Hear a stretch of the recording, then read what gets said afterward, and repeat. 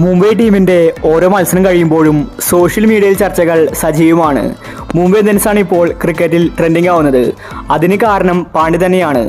ഇന്നലെ IPL ചരിത്രത്തിലെ ഏറ്റവും ഉയർന്ന സ്കോറാണ് SRH നേടിയത്, അതും മുംബൈയെ പോലെ മികച്ചൊരു ടീമിനെതിരെ. ഹാർദിക് പാണ്ഡ്യയുടെ ക്യാപ്റ്റൻസി മോശമാണെന്നാണ് ആരാധകർ പറയുന്നത്. ഇന്നലെ മത്സരം കഴിഞ്ഞ് ഡ്രസ്സിംഗ് റൂമിൽ ചില പ്രശ്നങ്ങളുണ്ടായിരുന്നു. ഇതിനെപ്പറ്റി തിലക് വർമ്മ പറഞ്ഞ കാര്യമാണ് നമ്മൾ ഇന്നത്തെ വീഡിയോയിൽ നോക്കുന്നത്. ഇതുപോലത്തെ IPL ന്യൂസിന് വേണ്ടി ഈ ചാനൽ മറക്കാതെ സബ്സ്ക്രൈബ് ചെയ്യൂ. ഇന്നലെ കളി കഴിഞ്ഞ് ഹാർദിക് പാണ്ഡ്യയും രോഹിത് ശർമ്മയും ഡ്രസ്സിംഗ് റൂമിൽ ഉണ്ടായിരുന്നു. ഈ സമയത്താണ് നീത അംബാനി അങ്ങോട്ട് വന്നത്. ശേഷം നീത അംബാനി ഹാർദിക് പാണ്ഡ്യയുമായിട്ട് ചൂടായി പാണ്ഡ്യയോട് ദേഷ്യത്തിൽ സംസാരിച്ചു. ഇതിനെപ്പറ്റി തിലക് വർമ്മ പറഞ്ഞത് ഇങ്ങനെയായിരുന്നു: ഇന്നലെ ഞങ്ങൾ ശരിക്കും ഡിസപ്പോയിന്റഡ് ആയിരുന്നു.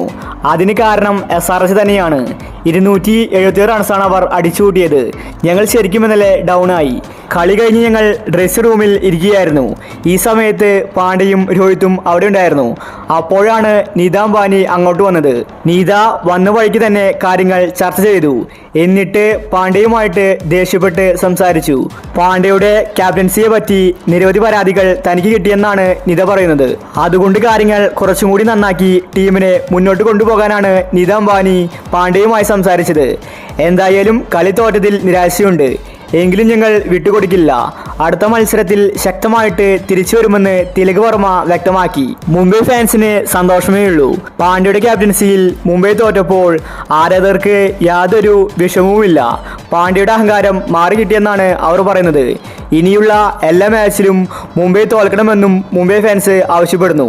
അതിന് കാരണം പാണ്ഡ്യയോടുള്ള ദേഷ്യമാണ്. പാണ്ഡ്യയെ ക്യാപ്റ്റൻസിയിൽ നിന്ന് മാറ്റി രോഹിത് ശർമ്മയെ ക്യാപ്റ്റൻ ആക്കണമെന്ന് സോഷ്യൽ മീഡിയയിൽ ആരാധകർ അലമുറ കൂട്ടുന്നുണ്ട്. എന്തായാലും ഉടനെ തന്നെ അതിന് തീരുമാനമാകും. അപ്പോൾ ഇന്നലത്തെ കളിയെ പറ്റി നിങ്ങളുടെ അഭിപ്രായങ്ങൾ താഴെ കമന്റ് ചെയ്യുക. ഇതുപോലത്തെ IPL ന്യൂസിന് വേണ്ടി ഈ ചാനൽ മറക്കാതെ സബ്സ്ക്രൈബ് ചെയ്യൂ.